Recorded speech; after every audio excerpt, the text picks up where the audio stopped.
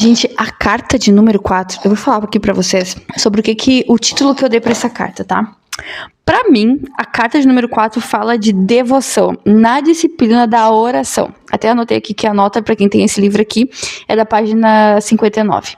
Corpo e alma em devoção. Eu ouvi uma pregação na minha igreja de um irmão que falou, eu nunca mais esqueci, sobre o fato de que Deus está mais disposto a nos ouvir e a nos atender do que nós dispostos a falar com Deus e a pedir alguma coisa pra Ele.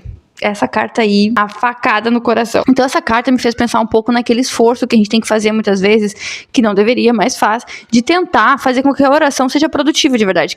Que ela traga algum produto em si, algo que a gente sinta que valeu a pena, que a gente não tá falando sozinho, que alguma coisa realmente aconteceu naquele ato ali que a gente tá fazendo, né? E isso é muito sério porque a gente quer validar que aquela ação realmente foi efetiva. Nós não estamos falando sozinhos, estamos falando com Deus. Então quando a gente não consegue sentir, a gente fabrica um pouco disso. Quem é que nunca sentiu que tá fabricando esse sentimento? Eu não sei se assim vai ser claro pra vocês, mas pensem nisso. Quantas vezes vocês ficaram frustrados pensando, ai meu Deus, mas eu não tô sentindo. Vou botar uma música, aí eu vou ouvir uma pregação, eu vou, entendeu? Pra que a gente sinta que aquela oração ali valeu a pena naquele momento. Ou às vezes a gente nem chega na oração justamente porque a gente não consegue se convencer que aquele momento ali vale a pena. E o interessante dessa carta aqui é que assim, ó, o mal danado, ele não vai impedir a pessoa de orar. Então, primeiro ele vai criar aquele arquétipo, né? Aquela ideia de pessoa pra tu orar e orar errado. Então, não está de fato orando por ninguém. E depois ele vai tentar desviar a atenção do paciente do que realmente é uma oração. De que, pra quem realmente a oração é. Entende? O alvo da oração ali, no sentido de com quem ele está falando. Então, ele vai fazer com que o paciente não busque a presença de Deus, mas busque primeiramente o seu sentimento, aquilo que valida aquela oração. Gente, essa parte aqui. Uma das notas do Lewis é assim, ó. Lewis ecoa essa ideia no capítulo 3 de Cartas a Malcolm. Cartas a Malcolm é um dos livros do Lewis que foi lançado nessa edição especial, igual essa daqui, né, no caso faz conjunto com essa aqui, e ela é uma ficção também, são cartas trocadas entre acho que Lewis e o Malcolm, e aí lá é mais ou menos sobre oração, tá? Então toda a carta ela vai ser baseada em ideia sobre oração, é bem legal. Então, a gente quando olha não imagina que é sobre, mas é. Então aqui ele vai citar uma parte, diz que é assim, ó. Quando alguém ora em lugares estranhos, em momentos estranhos, não pode se ajoelhar, com certeza. Não vou dizer que isso não importa. O corpo deve orar tão bem quanto a alma. O corpo e a alma juntos são importantes para isso. O ponto em destaque é que ajoelhar-se é importante. As outras coisas importam ainda mais. O cristianismo é a única religião que vai redimir também o corpo. Então ele vai trabalhar nessa carta essa nossa necessidade de orar e de expressar a nossa oração também no nosso físico. Ele vai dizer assim, ó, tem outras coisas que são mais importantes? Tem. Isso não é tudo na oração? Não é. Vários momentos tu vai precisar orar em lugares que tu não vai poder se ajoelhar, vai poder fechar o olho, que tu não vai poder nada disso. Mas é importante que existam momentos que essas coisas, né, estejam todas alinhadas, porque o teu corpo também será redimido. Então, o Lewis quer expressar essa ideia do nossa carne, nosso corpo redimido. E quando a gente não busca expressar isso também com o nosso corpo, nossa mente também não vai trabalhar isso daí. Ele vai dizer que na carta ele vai querer trazer essa ideia de que o paciente vai começar a se validar ali por conta do sentimento que ele teve ali. Então ele vai se convencer de que naquele dia ele não orou direito porque ele não conseguiu sentir o descanso, o alívio que realmente a oração traz. Mas não é tudo isso. Porque mesmo nos dias que tu não se sentiu aliviado nem descansou, Deus está trabalhando, a tua oração foi ouvida. Então, não pode depender do teu estado físico, porque muitas vezes tu tá cansado, só precisava realmente parar, relaxar, pensar, ficar mais introspectivo. E aí tu faz isso e se sente bem. Isso não foi fruto direto da tua oração, mas do atitude toda da oração. Só que se tu basear que essa é a resposta de Deus, nossa, tu vai ficar perdido porque não é a resposta de Deus. Muitas vezes a gente não sente nada, muitas vezes, na maior parte das vezes também, a gente não entende uma resposta clara naquele momento. Muitas vezes Deus coloca em nossos pensamentos coisas que nós devemos pensar e idealizar para poder passar por aquelas situações que nós oramos, porque a oração, ela na verdade molda o nosso coração. Não que a oração vai moldar o coração de Deus, ela molda o nosso coração, aquilo que nós pensamos. Quando nós confessamos os nossos pecados, quando nós entramos na presença de Deus e agradecemos pelas coisas, nós temos a oportunidade de realmente, de fato, pensar nessas nessas coisas, do que temos de bom, naquilo que fizemos de ruim. Nós temos a opção de ficar grato, nós temos a opção de mudar as nossas atitudes. Quando a gente começa a pedir algo pra Deus, a gente tem a opção de parar e pensar se realmente a gente não tá sendo egoísta, se aquilo ali é algo bom, se aquilo é pra glorificar Deus, é pra benefício próprio. Entende? Como a oração nos molda. Então, se a gente depender do nosso estado físico, vai ter um dia que a gente vai estar esgotado, vai orar e não vai sentir nada. E aí a gente vai achar que a nossa oração não surtiu efeito.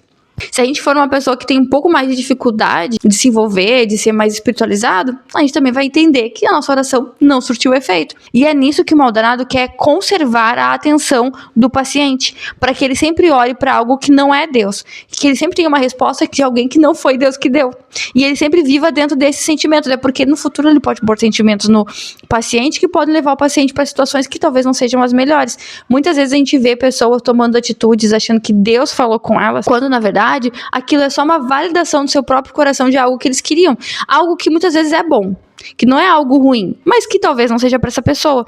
E ela só tomou aquela atitude porque ela sentiu, né, no seu físico que aquilo ali era uma resposta de Deus. Isso é ruim porque a gente acaba que não consegue se deleitar na presença de Deus. A gente tá sempre esperando que algo venha. A gente não chega lá de peito aberto, sabe? Esperando que simplesmente conversar com alguém. Não, a gente tá sempre esperando que venha algo de Deus. Sempre buscando Deus e a presença dele como algo mais visível, mais palpável. Não com alguém invisível, algo que independe do retorno que eu vou sentir. Eu só estou indo. Porque, gente, ele é Deus. O fato de ele receber minha oração já é extraordinário. Eu entro com ousadia na presença de Deus, a gente fala assim. E adorar a Deus já é um privilégio. Conhecê-lo, saber quem ele é, porque ele quis que nós soubéssemos. O que vem depois é lucro. Uma outra coisa também é que tu ficar tentando se sentir perdoado, em vez de confiar no perdão de Deus, né? É aquela coisa que eu digo, assim, pra quem me segue no YouTube vai saber disso. Aquela ideia de que sempre nós temos que ter verdades absolutas sobre Deus na nossa mente. Nós temos que pensar, estudar sobre Deus justamente por causa disso.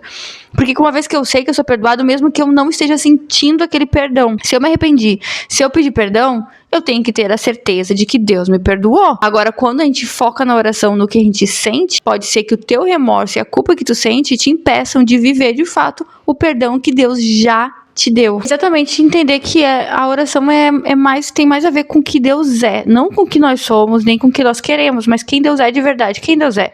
Ele está disposto? Ele recebeu? Então vamos viver a presença de Deus como filhos de Deus. Vamos orar, vamos falar com Deus, e mesmo quando a gente não sentir, a gente vai buscar estar naquele lugar ali, sabe, de oração. Pra quem tá aqui e não acredita em oração, é como se o Maldonado estivesse iludindo a pessoa para que ele cresce num estado de espírito que na verdade não depende dele, mas que ele vai puramente se basear naquilo que ele fabrica ele mesmo. Então ele vai deixar de usufruir de algo bom, vai deixar de realmente viver algo bom para fantasiar algo que muitas vezes não vai acontecer. E não é porque ele não fez o certo, mas porque ele se baseou na pessoa errada. Nele mesmo, no caso, e não em Deus. E a pergunta pra gente finalizar essa carta é pensar se na hora da oração a gente tá mais focado no que a gente quer, no que a gente precisa, no que a gente tá sentindo, ou no fato real de que nós realmente estamos falando com um Deus que é eterno, que é santo, que é puro, que é bom e que criou o universo, que tem todo o poder. Eu acho que às vezes falta coragem pra gente acreditar de verdade que Deus é Deus e que a gente tem acesso a Ele. Porque o dia que a gente começar a viver, crer de fato nessa verdade, eu tenho certeza, até por experiência própria, que nos momentos em que eu tinha essa verdade muito mais latente na minha mente, as coisas mudavam simplesmente pelo fato de eu entender isso, sabe? A minha atitude, o meu modo de ser, até eu agia com muito mais ousadia, porque eu estava entendendo quem Deus é. Até a gente conversa muito sobre isso aqui em casa, sobre essa questão do judaísmo, e o quanto às vezes eles se lançam nas coisas com muito mais ousadia, porque eles têm certeza de quem eles são, eles têm certeza de quem é o Deus deles, eles têm certeza de quem Deus é, o que Ele quer deles e o que Deus quer para eles, entende? Então eles vivem com ousadia, e a gente fica pra trás, não sei porquê, vivendo nesse modo aí. Claro que eu sei, né, por conta da nossa natureza pecaminosa.